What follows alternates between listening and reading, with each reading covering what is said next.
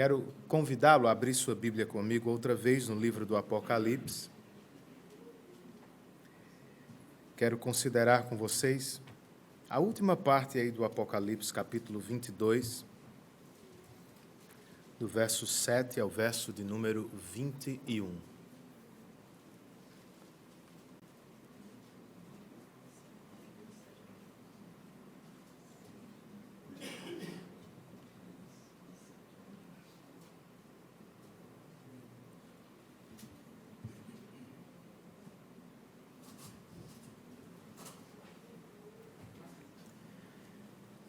Estávamos, eu e meu filho, de 6 anos, na academia do prédio onde moramos, quando uma senhora se aproximou dele e perguntou: "Filho, qual é o seu nome?" E ele respondeu: "Kael."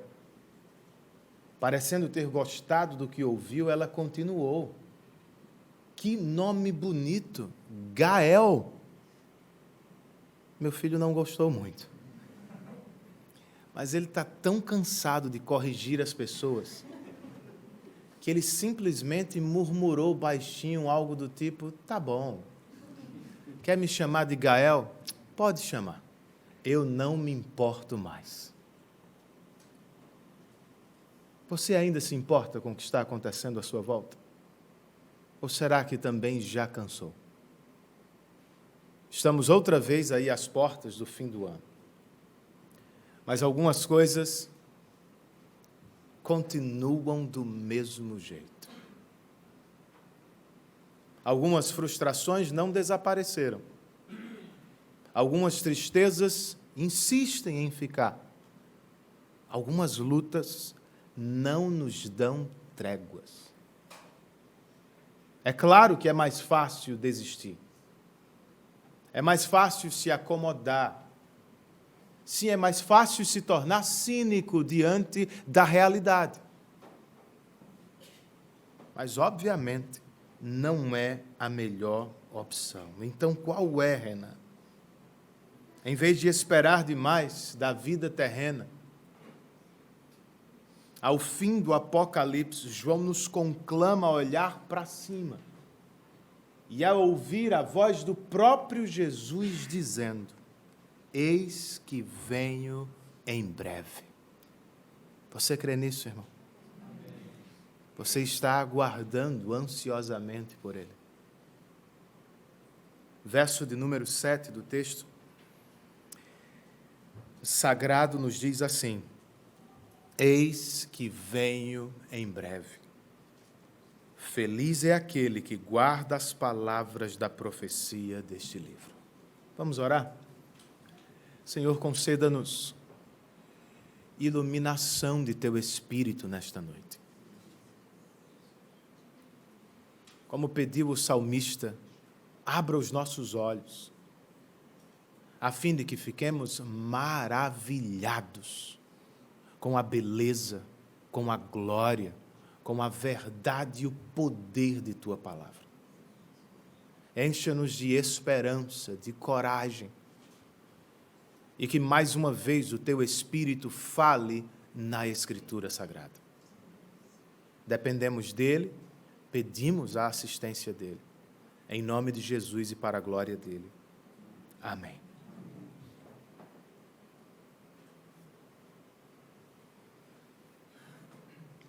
Se você conhece o Apocalipse minimamente, você sabe que ao longo do texto, por 7 vezes, no mínimo, João repete a mesma mensagem. Ao final de cada sessão que é paralela e progressiva, o apóstolo conclui a mesma coisa: Jesus voltará. O interessante é que é o número 7 e não 6. O que em Apocalipse significa é número de Deus e não dos homens. O que implica que Deus vai cumprir cabalmente o que nos prometeu. Jesus voltará. Antes de descer as cortinas do último livro da Bíblia, o próprio Jesus parece aparecer aqui. E ele mesmo faz questão de, outra vez, mencionar a mesma mensagem. Agora, 3 vezes. Eis que em breve venho. Jesus em breve vem, irmãos. Como o esperamos? Como a igreja vive neste tempo que se chama milênio? Como se prepara para o retorno do Senhor?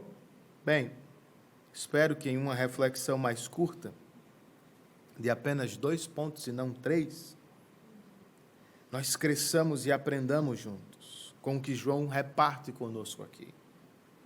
Primeiramente, entre os versos 7 e 15, ele nos diz: enquanto vocês esperam por Cristo, deleitem-se agora, aproveitem hoje a felicidade prometida pelo Apocalipse.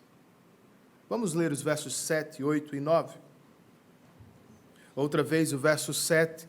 Eis que venho em breve. Feliz é aquele que guarda as palavras da profecia deste livro.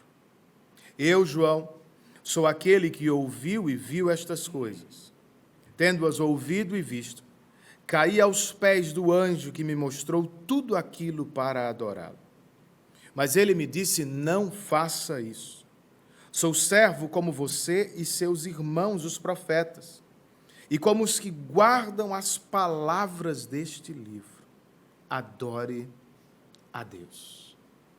As palavras do Apocalipse não são apenas dignas de confiança, como indica o verso 6 deste mesmo capítulo.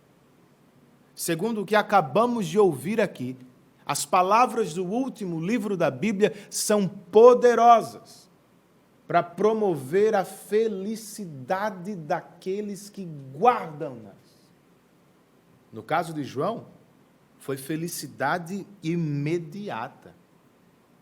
O apóstolo, maravilhado com tudo o que ouviu e viu, caiu aos pés do anjo, pronto para adorá-lo. É claro que não está certo. Mas ele só não o fez porque foi impedido de fazê-lo.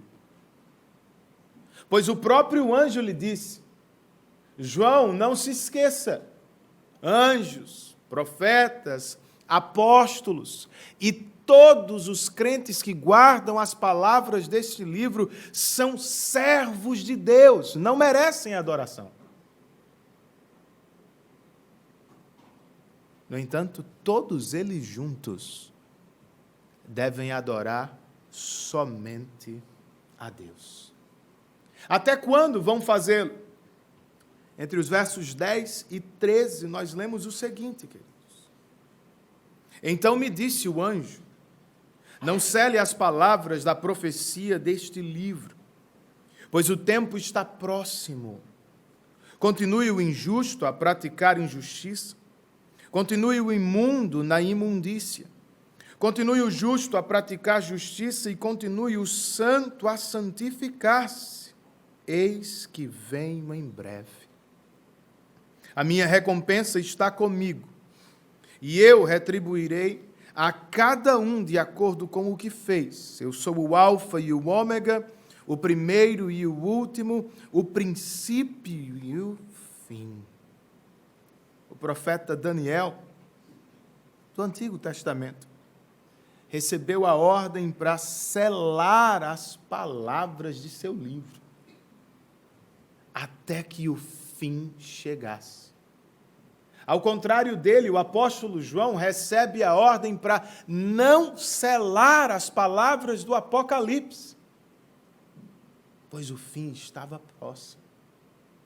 Então perceba, para o primeiro, o fim estava distante. Para o último, o fim era chegado. E por isso as palavras não podiam ser seladas. Antes tinham que ser publicadas, proclamadas. Com pelo menos 2 objetivos claros aqui. Primeiro, encorajar os santos dos últimos dias no caminho da santidade. O santo continue a santificar-se. Segundo, convocar os ímpios ao abandono de suas práticas pecaminosas e à salvação em Cristo Jesus enquanto é tempo. Pois em breve ele vem. E o que Jesus fará quando chegar, segundo João ouviu, Jesus vai recompensar cada um de acordo com o que foi feito.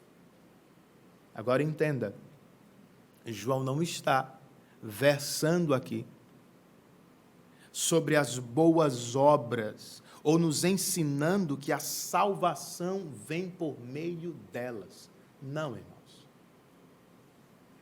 As boas obras não são a condição para a salvação, e nós sabemos disso. Ainda assim, elas são a consequência da salvação. Os crentes vão viver e fazer muito por Deus, não pensando em conquistar a própria salvação, mas em gratidão àquele que os conquistou em Cristo Jesus. Então, além de ser uma prova de que o Evangelho está em ação em nossa vida, as boas obras, segundo este texto, sugerem que Cristo se importa com a maneira como vivemos. Como alfa e ômega, primeiro e último, princípio e fim. A ideia aqui é, ele está vendo a nossa história, acompanhando-a, percebendo tudo o que fazemos para a glória de Deus. Ainda assim, que fique claro, não é salvação por obras. Por isso lemos versos 14 e 15. Felizes os que lavam as suas vestes, e assim têm direito à árvore da vida e podem entrar na cidade pelas portas. Fora ficam os cães, os que praticam feitiçaria, os que cometem imoralidades sexuais, os assassinos, os idólatras e todos os que amam e praticam a mentira. Perceberam? Os felizes aqui não são necessariamente os que fazem muito. São os que lavaram as suas vestes.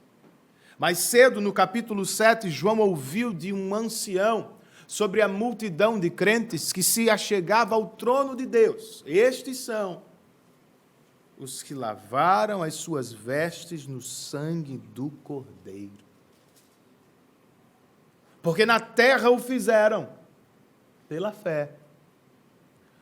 No céu eles podem comer da árvore da vida, o que significa que terão vida eterna. Eles poderão entrar na cidade celestial pelas portas da frente. O que sugere que nada nem ninguém vai lhes bloquear o acesso à própria presença de Deus. O mesmo, infelizmente, queridos, não pode ser dito de todos.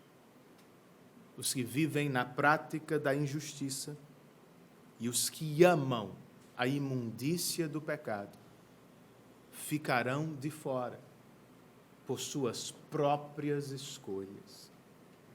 Eles estão sempre voltando aos mesmos pecados, jamais os abandonam de verdade, por isso são chamados aqui de cães e feiticeiros.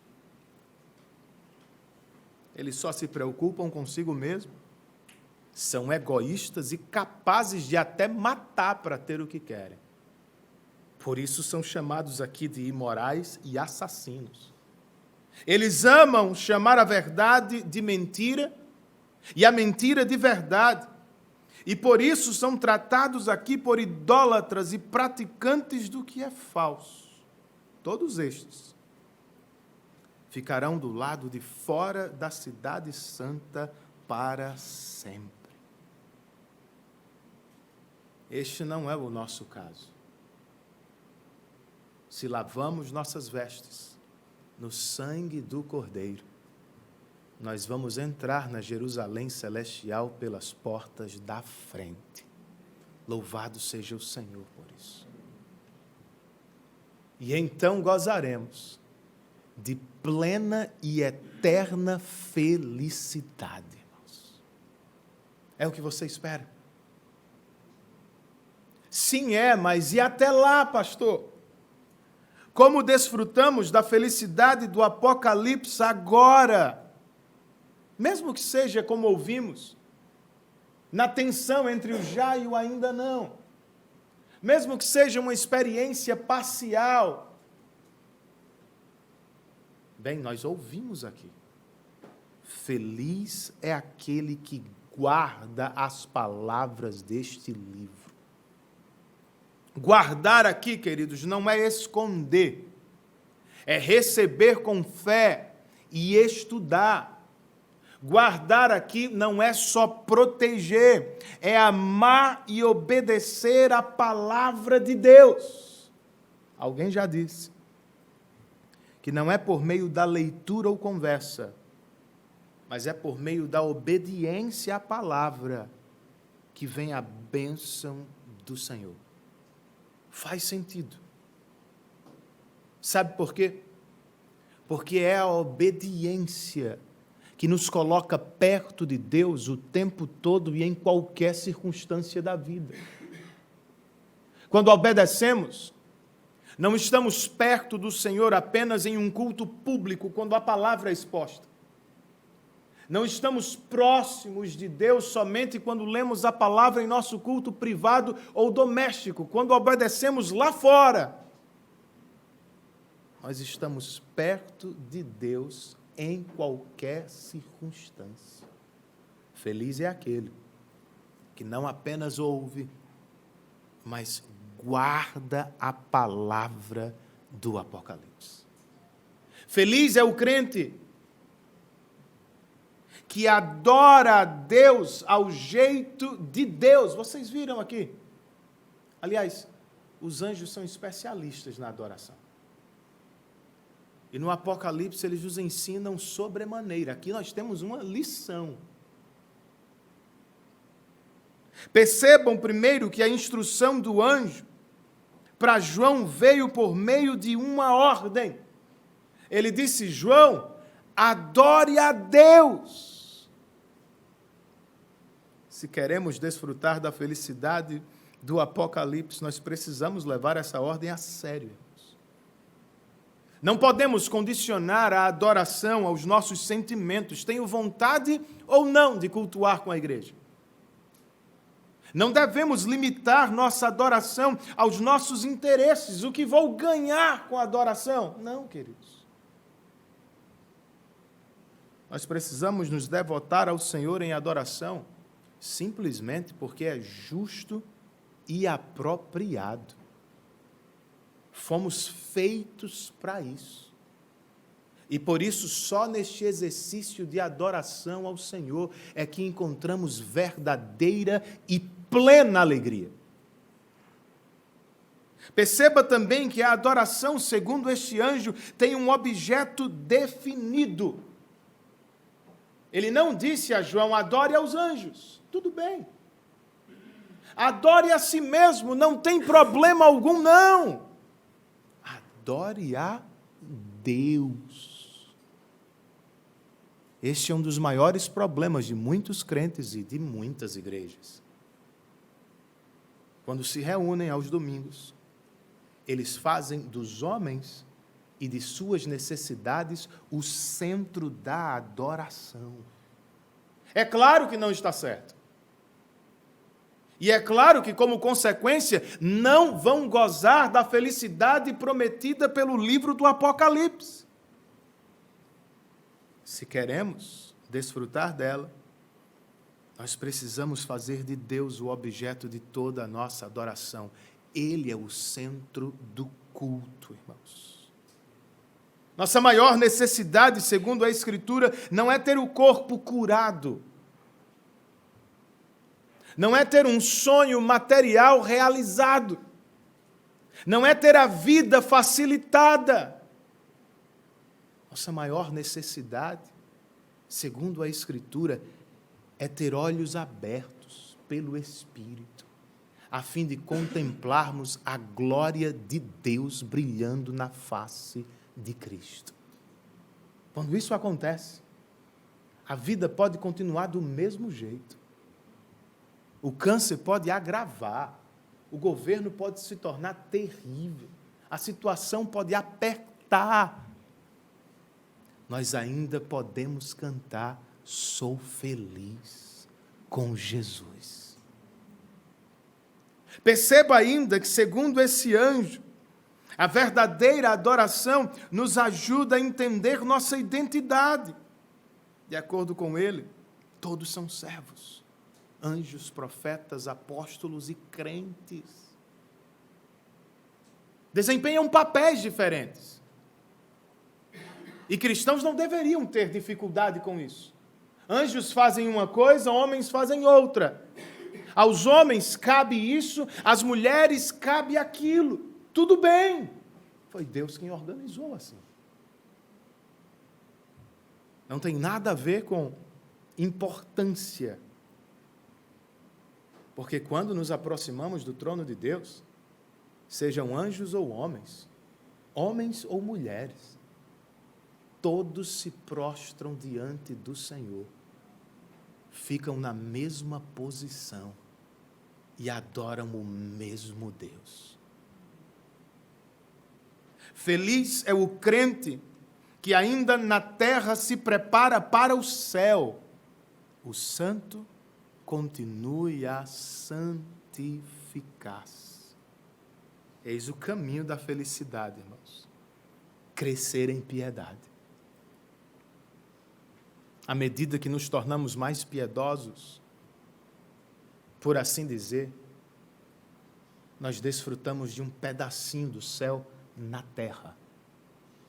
C.S. Lewis disse que à medida que crescemos em piedade, nós vamos nos tornando mais parecidos com os seres celestiais.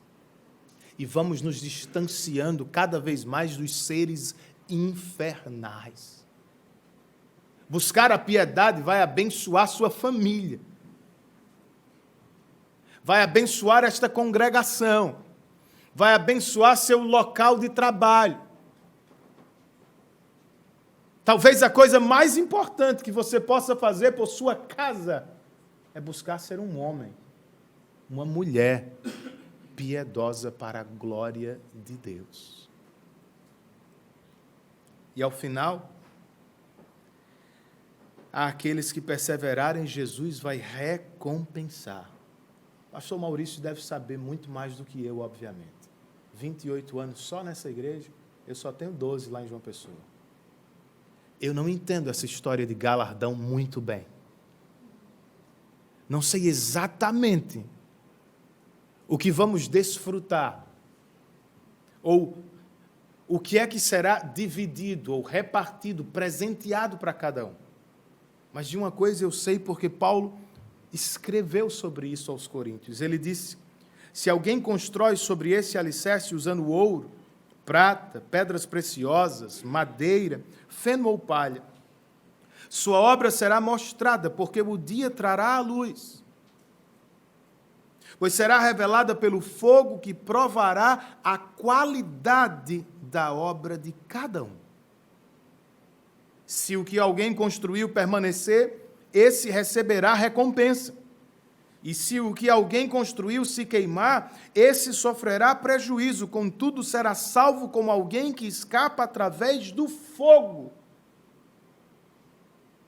Não sei se você prestou atenção, mas a questão que o apóstolo enfatiza aqui não é a quantidade de obras que eu pratico,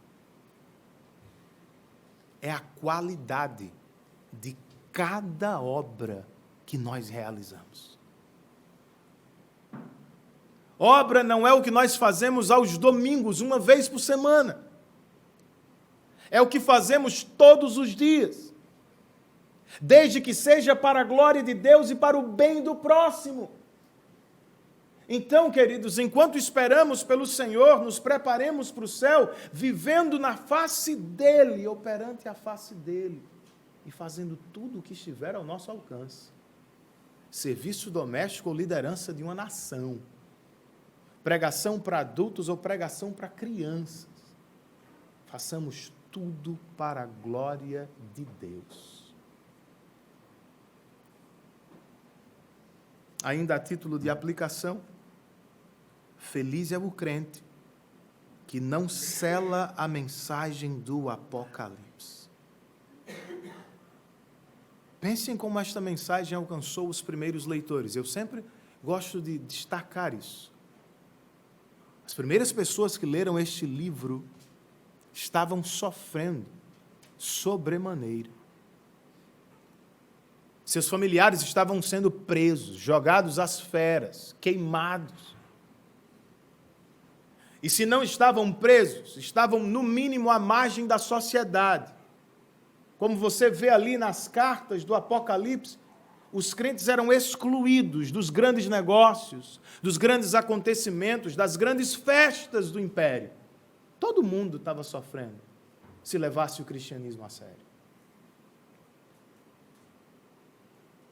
Então não era fácil.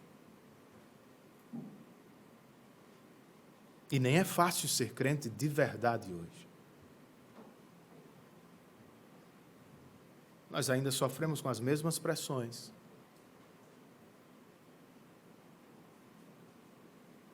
Por isso que ninguém cele as palavras deste livro. Que a igreja jamais se esqueça. Nosso Deus continua no trono. A história está sob o governo dele.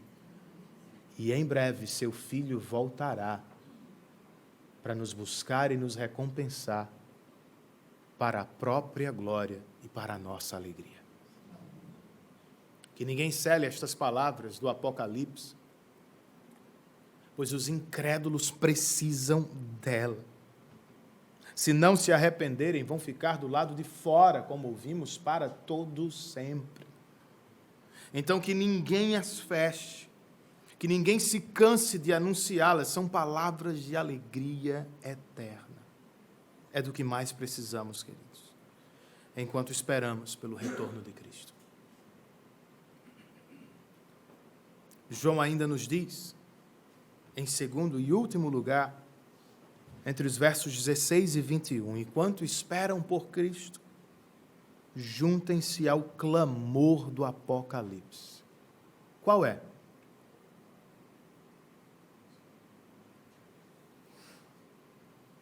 Versos 16 e 17. Eu, Jesus, enviei o meu anjo para dar a vocês este testemunho concernente às igrejas. Eu sou a raiz e o descendente de Davi, e a resplandecente estrela da manhã. O Espírito e a noiva dizem, vem, e todo aquele que ouvir, diga, vem. Quem tiver sede, venha, e quem quiser, beba de graça da água da vida. João já nos disse isso ao início do livro, e aqui ele o repete. O testemunho não pertence ao anjo, é de Cristo, é sobre Cristo, pertence a Cristo. E por isso, então, a igreja deve dar ouvidos às palavras do Apocalipse, pois quem lhe fala é a raiz de Davi e é a estrela da manhã. São títulos do Antigo Testamento. O primeiro vem de Isaías. Um ramo surgirá do tronco de Jessé, e das suas raízes brotará renovo. O segundo veio por meio de Balaão. Uma estrela surgirá de Jacó. Um cetro se levantará de Israel. Ele esmagará as frontes de Moabe e o crânio de todos os descendentes de Sete. Certo, mas o que significam? E por que esses títulos estão aqui ao fim do Apocalipse? Bem, eles falam da promessa de salvação do Antigo Testamento. E eles estão aqui para encorajar os crentes dos últimos dias. Como, gente? Jesus é o ramo que surgiu do pequeno tronco de Davi no primeiro século, quando os judeus eram absolutamente nada na história. E ainda assim, foi capaz e poderoso de salvar o seu povo. Jesus é a estrela da manhã, ou seja, é a estrela que brilha na hora mais escura da noite. E aqui, ao final da Bíblia, simboliza: eis que uma era dourada e eterna está por vir para todos aqueles que guardam as palavras deste livro. É por isso que Espírito e noiva clamam: vem, Senhor Jesus. É por isso que Espírito e noiva clamam aos que ouvem as palavras do Apocalipse: quem tiver sede, venha, e quem quiser beber, beba da água da vida. É um último convite à salvação. Contudo, não é de qualquer jeito, irmãos. Não é como muitas pessoas apresentam a salvação. Aqui, ao final da Bíblia, há advertências seríssimas. Versos 18, 19 e 20. João escreve: declaro a todos os que ouvem as palavras da profecia deste livro, se alguém lhe acrescentar algo, Deus lhe acrescentará as pragas descritas neste livro. Se alguém tirar alguma palavra deste livro de profecia, Deus tirará dele a sua parte na árvore da vida e na cidade santa, que são descritas neste livro. Aquele que dá testemunho destas coisas diz: sim, venho em breve. Amém.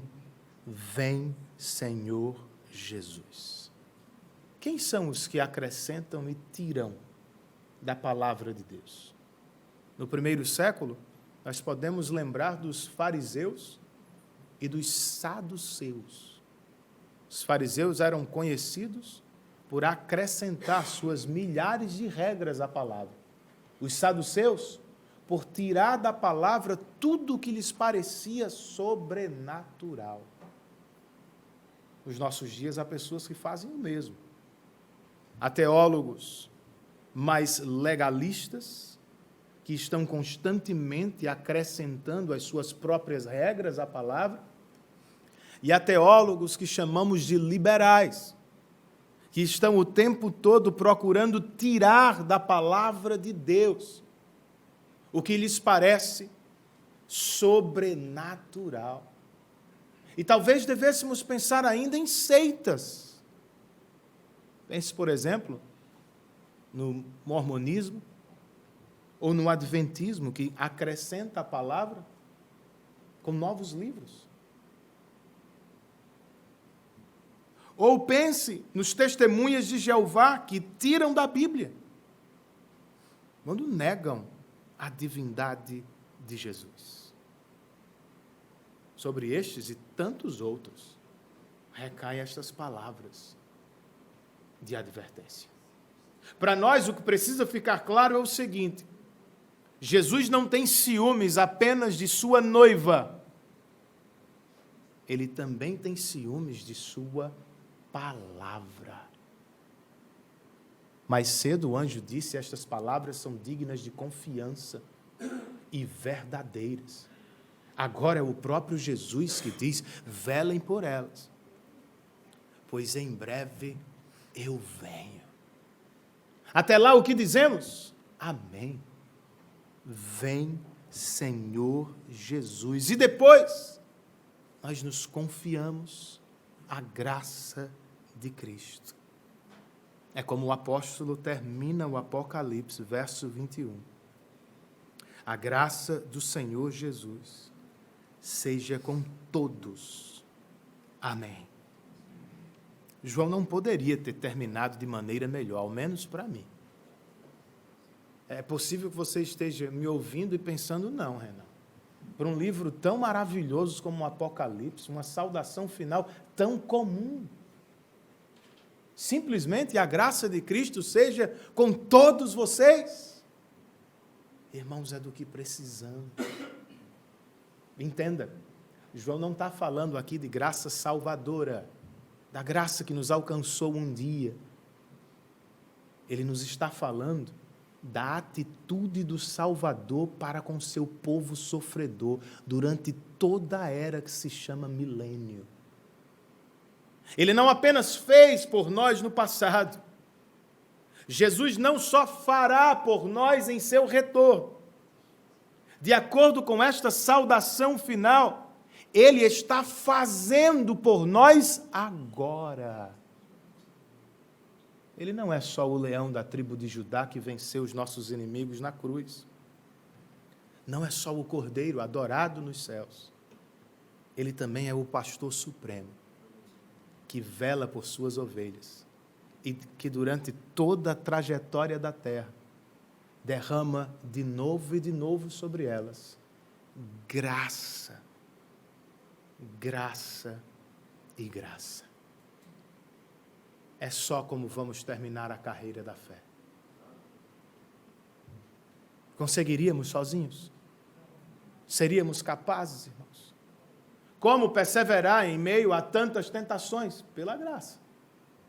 Como você vai ter ousadia para pregar o Evangelho em um mundo mau? Pela graça.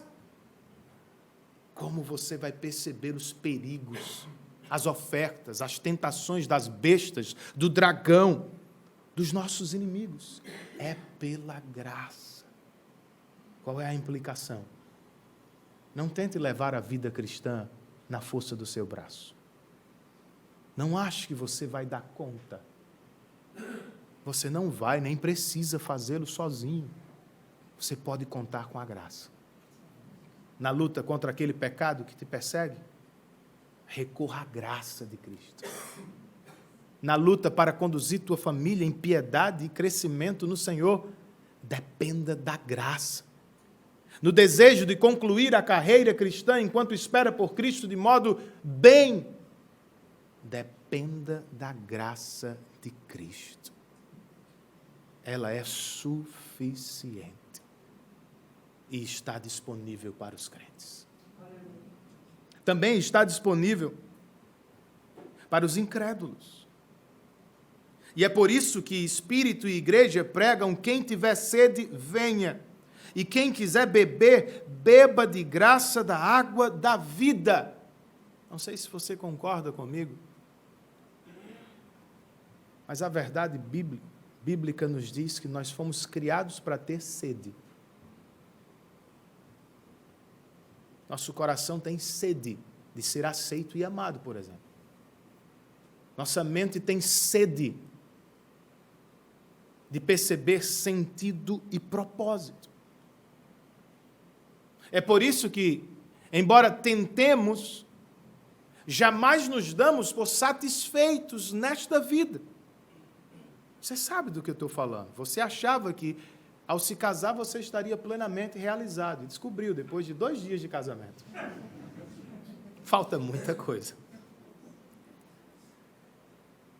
Você julgava que se tivesse uma vida financeira estável, que se passasse num concurso público, que se chegasse ao topo de sua carreira profissional, que se a vida estivesse bem organizada, você teria vida tranquila. E seu coração anda inquieto. Você sabe por experiência própria. Então, para matar a sede, você pode seguir tentando sozinho, de experiência a experiência. Só vai aumentar ainda mais. Ou você pode beber da água que Cristo oferece no Evangelho. De acordo com João, aqui esta água é para quem quer beber. Viram isso? É para quem quer beber. E aqui temos outro problema. Não apenas de compreensão do que é a água, que mata a sede, mas de nossa própria condição. Naturalmente, nós não queremos beber. Em nosso orgulho, nós achamos que temos água melhor. Loucura, né?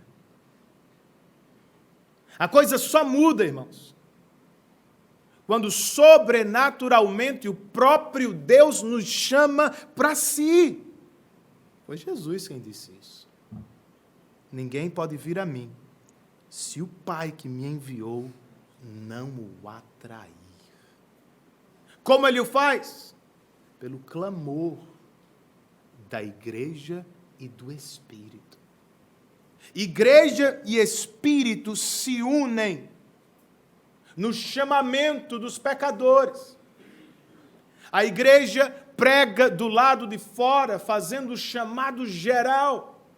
E o Espírito prega do lado de dentro, fazendo o chamado eficaz a todos aqueles que foram eleitos para a salvação. Espero que ele esteja fazendo isto agora. Se não quer ficar do lado de fora da cidade celestial, você precisa beber de graça da água da vida. Perceba a ênfase. A salvação não é para quem acha que pode comprar. A salvação é para quem sabe que nada tem para oferecer. Não é uma transação comercial, amigo. Não é uma troca de favor. Não é um escambo de objeto. Salvação é uma oferta da graça. Você precisa ter mão aberta e livre para receber. Para entrar na cidade celestial, como João já nos disse em outros textos, nós precisamos estar vestidos, não com nossas roupas, mas com as vestes de Cristo Jesus. Para tanto, você precisa entender e crer que Jesus morreu a morte que você deveria morrer, a fim de lhe dar a vida que você jamais poderia comprar com suas próprias obras. Então receba esta dádiva e seja salvo da condenação eterna. E depois, junte-se ao Espírito e à noiva, que estão clamando ao fim do Apocalipse: vem, Senhor Jesus. Aqui tem mais uma nota doutrinária para a igreja. Vejam que Espírito e noiva estão ambos olhando para Cristo. É como tem que ser. Foi o que Jesus nos ensinou sobre o ministério do Espírito. Uma igreja saudável é uma igreja que, com a ajuda do Espírito, conhece, ama e exalta cada vez mais a Cristo. Igrejas não saudáveis, em muitas ocasiões, estão esquecendo Cristo e estão procurando experiências diretas com o Espírito. É assim ou não? O Espírito está dizendo: não, olhem para Cristo. J. Packer diz que o Espírito quase nunca pode ser visto de frente, porque quase sempre ele está atrás dos crentes, ajudando-os a perceber, conhecer e amar a Cristo. Em uma igreja saudável assim, entre outras coisas, o Espírito nos motiva a clamar: ora vem, Senhor Jesus. Irmãos queridos, os incrédulos podem depositar todas as suas fichas na política e na ciência. Eles podem fazer isso. Eu e vocês não.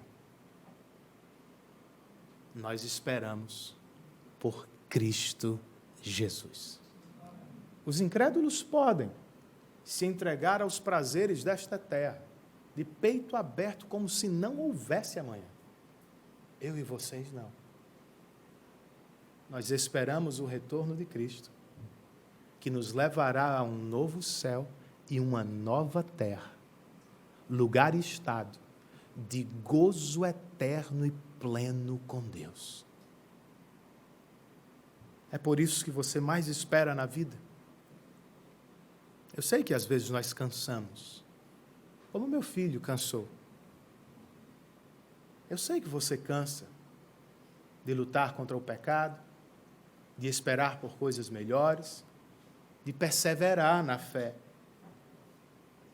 Era assim que se encontravam as crianças ao fim das Crônicas de Nárnia. Se você não leu, sinto muito, é um baita spoiler. E eu tenho que fazê-lo. Em uma das melhores últimas páginas que já li na vida, Aslan, o grande leão, diz às crianças: vocês ainda não parecem tão felizes como eu gostaria. E uma delas responde: é porque estamos com medo. Medo de quê? De sermos mandados de volta para a Inglaterra.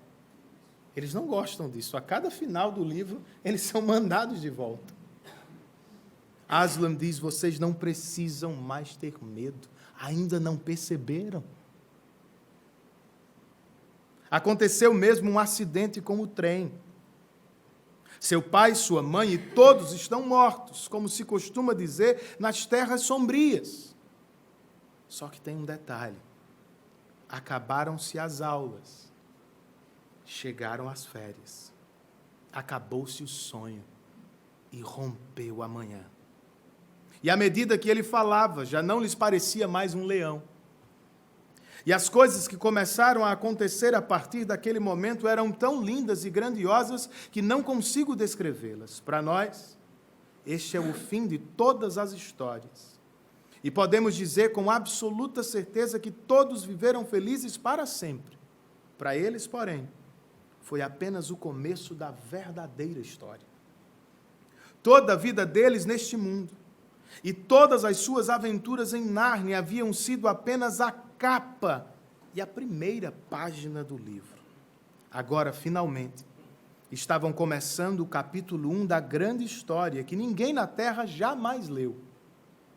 A história que continua eternamente e na qual cada capítulo é muito melhor do que o anterior. É algo assim, irmãos,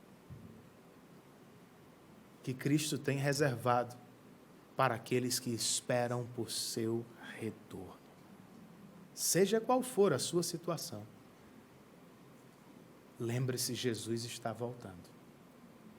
E até lá, lembre-se, a graça dele é mais do que suficiente para nos conduzir até o fim. Que Deus os abençoe muitíssimo em Cristo Jesus.